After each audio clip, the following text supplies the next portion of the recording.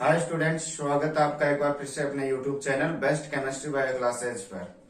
तो चलिए आज देखते हैं 12th क्लास केमिस्ट्री का नेक्स्ट टॉपिक, अणुसंख्यक गुणधर्म व मोलर द्रव्यमान की गणना करना। सबसे पहले हम देखेंगे कि अणुसंख्यक गुणधर्म क्या होते हैं। तो देखो इसकी डेफिनेशन दे रखी है। अणुसंख्यक गुणधर्म की डेफिनेशन है विलयन के वे गुण जो विलेय के कणों पर निर्भर करते हैं। विलयन के वे प्रॉपर्टीज जो विलेय के कणों पर निर्भर करते हैं अणुसंख्यक गुणधर्म कहलाते हैं। जैसे वाष्प दाब में अवनमन, वाष्प दाब में अवनमन और क्वथनांक में ऊर्णन। अवनमन का मतलब क्या होता है? कमी, और ऊर्णन का मतलब वृद्धि। अवनमन का मतलब तो कमी और ऊर्णन का मतलब वृद्धि। हिमांक में अवनमन और नेक्स्ट प्रसारण दाब। इन चार टॉपिक की अपन चर्चा करेंगे जो कि क्या है, एक अणुसंख्यक गुणधर्म होते हैं। अब नेक्स्ट चर्चा करते हैं अपन वाष्प दाब में अवनमन की। अवनमन का मतलब कमी से है। अवनमन का मतलब कमी से है। वाष्प दाब में अवनमन राउट के अनुसार किसी अवाष्पशील विलयन में विलयन का वाष्प दाब उसके विलायक की मोल भिन्न के समानुपाती होता है। देखो जैसे हम चर्चा कर रहे हैं पीएस, ये वाष्प दाब है विलयन का और ये समानुपाती होता है विलायक की मोल भिन्न के। विलायक की मोल भिन्न के समानुपाती होता है। तो नेक्स्ट अपने पास हो जाएगा PS is equal to P nought B X B. ये हो गया अपने पास समीकरण नंबर 1। और हम मोल भिन्न से हमें जानते हैं कि एक्स ए प्लस एक्स बी बराबर 1। तो ये अपने पास हो गया एक्स बी बराबर 1 माइनस एक्स ए। तो हम नेक्स्ट चर्चा करते हैं समीकरण 1 और 2 से। स्क्रीनशॉट लीजिए इसका।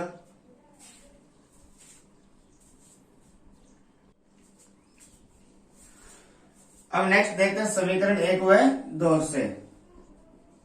समीकरण 2 का मान या फिर समीकरण 2 से एक्स बी का मान समीकरण 1 में रखने पर हो गया।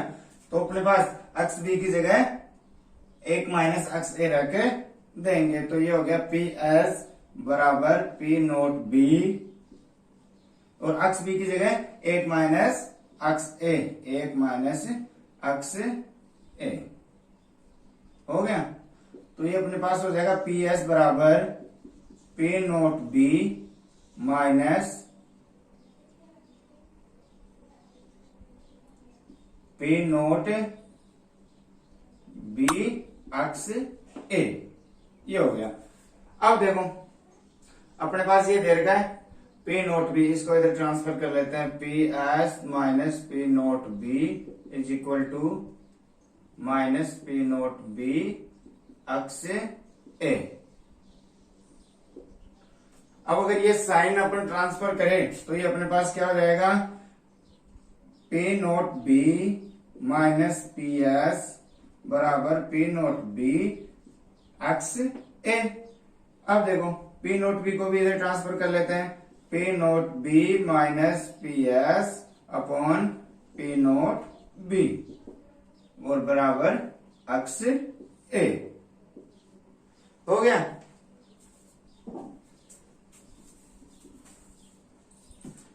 अब ये जो लेफ्ट साइड में जो स्टेप आई है अपने पास, लेफ्ट साइड में जो भी पद आया है, ये क्या है अपने पास, वाष्प दाब में आपेक्षिक अवनमन या वाष्प दाब में, हाँ लिख देते हैं इसको पूरा का पूरा, वाष्प दाब में आपेक्षिक अवनमन।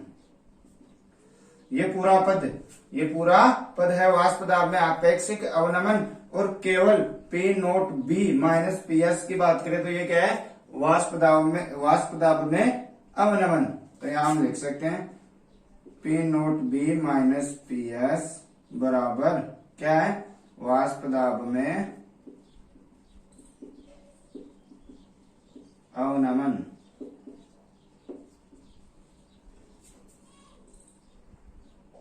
हो गया। अब नेक्स्ट हम क्या बोल सकते हैं कि जो वाष्प दाब में अपेक्षिक अवनमन होता है, विलयन का वाष्प दाब में जो अपेक्षिक अवनमन होता है वो विलय की मोल भिन्न के समानुपाती होता है। अब यदि हम विलय के मोल भिन्न का सूत्र अगर इधर रखना चाहे, देखो अक्स ए बराबर क्या होता है अपने पास एन ए बटा N A plus N B. हो गया। अब समीकरण नंबर इसको क्या दे देते हैं, थर्ड नंबर, और इसको फोर्थ। हम बोल सकते हैं समीकरण थर्ड व फोर्थ से, थर्ड व फोर्थ से एक्स ए की जगह क्या रख देंगे, एन ए बटा N A plus N B. तो ये हो जाएगा अपने पास P note B minus P S बटा पी नोट बी। ये तो है ये अपने पास। अब एक्स ए की जगह एन ए बटा N A plus N B हो गया। अब देखो यहां पर जो एन ए क्या है, विलय के मोल, एन ए बराबर विलय के मोल। जो एन ए की संख्या होती है वो बहुत कम होती है किससे, एन बी से। इस वजह से एन ए को छोड़ दिया जाता है, छोड़ दिया जाता है। तो नेक्स्ट अपने पास क्या बच जाता है इधर, P note B minus P S upon P note B is equal to N A upon N B, N A upon N B. यहाँ पर ये एन ए और एन बी क्या है, एन ए तो है विलय के मोल और एन बी विलायक के मोल। एन ए के लिए तो लिख दिया था कि विलय के मोल और एन बी विलायक के मोल। तो मोल का सूत्र क्या होता है अपने पास, मोल बराबर भार बटा अणु भार। इसका मतलब W upon weight upon molecular wait.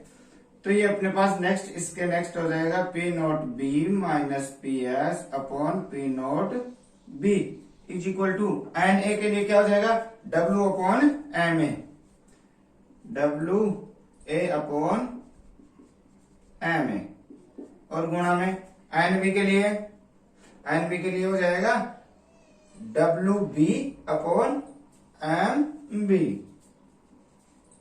W B upon M B. हो गया। स्क्रीनशॉट लो इसका, अभी नेक्स्ट देखते हैं। तो अपने को यहाँ लास्ट में प्राप्त इक्वेशन किसका है, वाष्प दाब में आपेक्षिक अवनमन का, वाष्प दाब में आपेक्षिक अवनमन। इससे देखो हम डब्ल्यू ए का मान भी ज्ञात कर सकते हैं, डब्ल्यू ए का मान भी ज्ञात कर सकते हैं। यहाँ पर करना है डब्ल्यू ए किसका क्या है, डब्ल्यू ए विलय का दिया गया भार, और एम ए विलय का अणुभार, और डब्ल्यू बी विलायक का भार, और एम बी विलायक का अणुभार।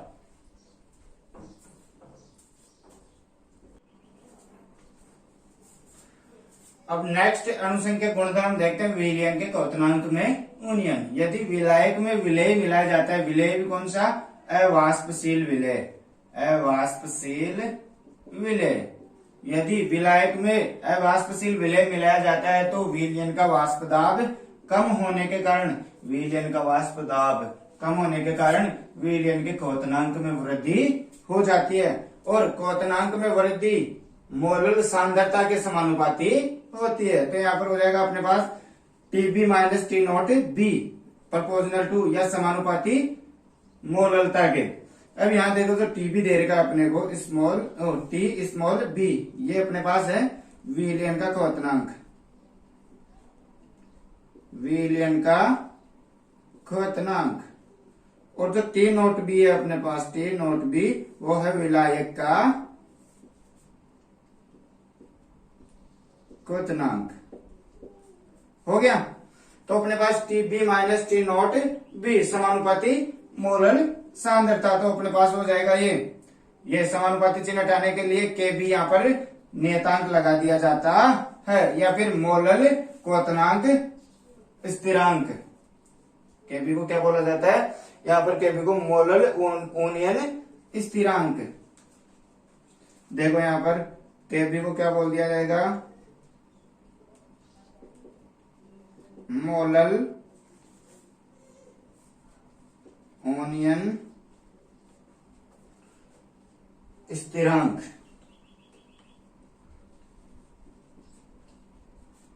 हो गया। अब देखो TB minus T note B, इसको अपन डेल्टा टीबी से लिख सकते हैं। तो यहां पर हो गया डेल्टा टीबी बराबर के बी, और स्मॉल एम यानी मोलरता को हम किससे लिख सकते हैं, W A upon M A गुणा 1000 बटा डब्ल्यू बी। तो ये हो गया अपने पास डब्ल्यू ए गुणा 1000 और बटा एम ए गुणा डब्ल्यू बी। ये हो गया अपने पास सूत्र किसका, क्वथनांक में ओनियन। ये हो गया अपने पास क्वथनांक में ओनियन।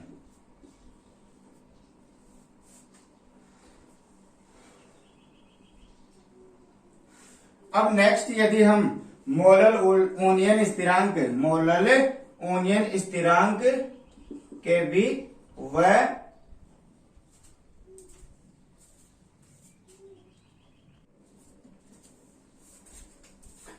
अब यह नेक्स्ट संबंध देखते हैं अपन के बी मोलर ओनियन स्थिरांक व डेल एच में संबंध। तो ये होता है के बी बराबर M B R T B square बटा 1000 गुणा डेल्टा वेपर एच। यहाँ पर डेल्टा वेपर एच या एंथैल्पी वाष्पन की एंथैल्पी है, और आर बराबर गैस स्थिरांक, और एम बी विलायक का मोलर द्रव्यमान। अब देखो इस सूत्र से हम डब्ल्यू ए या फिर जैसे हमें ज्ञात करना हो एम ए, तो हम आसानी से ज्ञात कर सकते हैं। स्क्रीनशॉट लो। अभी नेक्स्ट टॉपिक देखते हैं, हिमांक में अवनमन। एक बार इसका ग्राफ देखते हैं, विलयन में क्वथनांक में ओनियन का ग्राफ देखते हैं।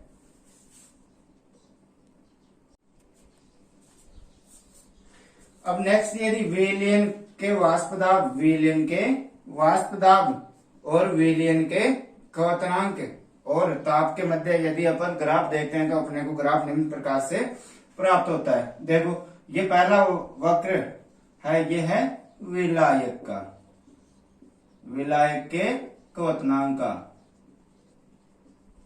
विलायक के क्वथनांक का। और ये अपने पास P, ये क्या है, वायुमंडलीय दाब के बराबर दाब या वाष्प दाब, वायुमंडलीय दाब। और ये अपने पास सेकंड वक्र है, ये किसका है, विलयन का,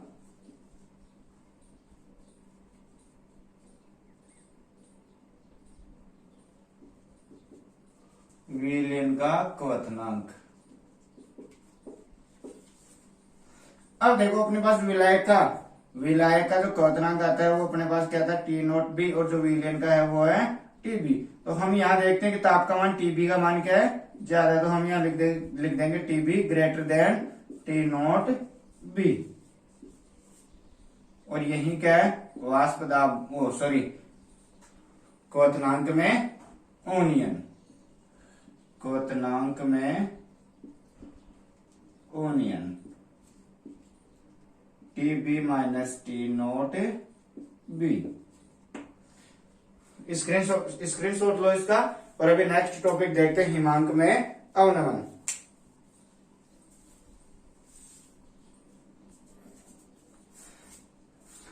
चलिए अब नेक्स्ट टॉपिक की बात करते हैं, हिमांक में अवनमन। वह ताप, पहले हम डेफिनेशन देख लेते हैं हिमांक की, यानी फ्रीजिंग पॉइंट। वह ताप जिस पर द्रव व ठोस का वाष्प दाब बराबर हो जाता है, हिमांक कहलाता है। यानी ठोस का तथा द्रव का वाष्प दाब जिस ताप पर एक दूसरे के बराबर हो जाता है वह तापक्रम हिमांक कहलाता है। नेक्स्ट देखो, जब विलायक में अवाष्पशील विलय बोला जाता है तो वाष्प दाब में कमी हो जाती है, फलस्वरूप विलयन का हिमांक कम हो जाता है, जिसे ही विलयन के हिमांक में अवनमन कहा जाता है। अब नेक्स्ट दे रखा है, हिमांक में अवनमन मोलल सांद्रता के समानुपाती होता है। तो यहाँ पर देखो T naught F minus T F proportional to मोललता। तो यहाँ पर हो गया डेल्टा टी एफ बराबर के एफ एम। तो अपने पास ये टी नॉट एफ ये है विलायक का हिमांक, शुद्ध विलायक का हिमांक, और यहाँ पर टी एफ दे रखा है, ये क्या है, विलयन का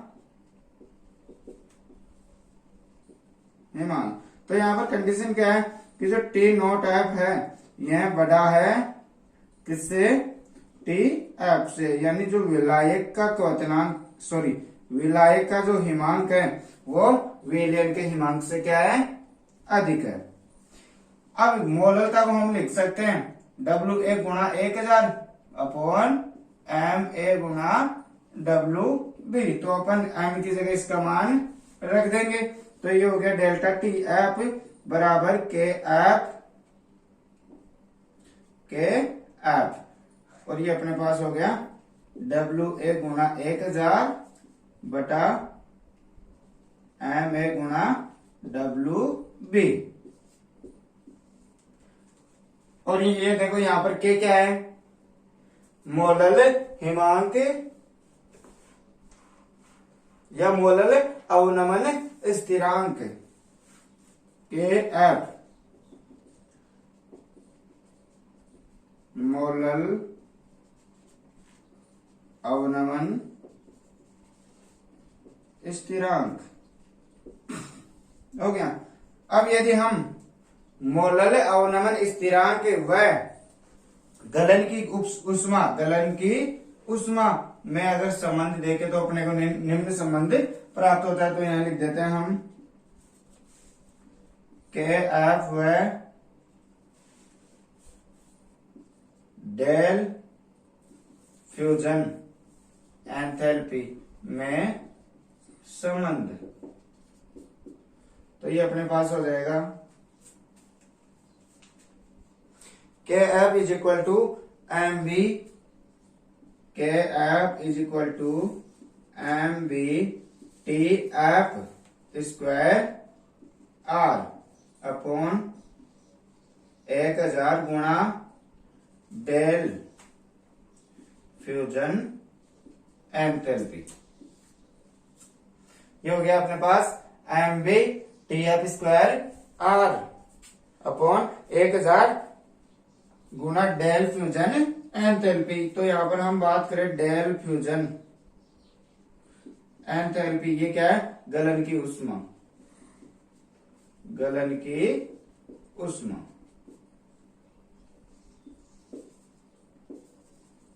हो गया, स्क्रीनशॉट लो इसका।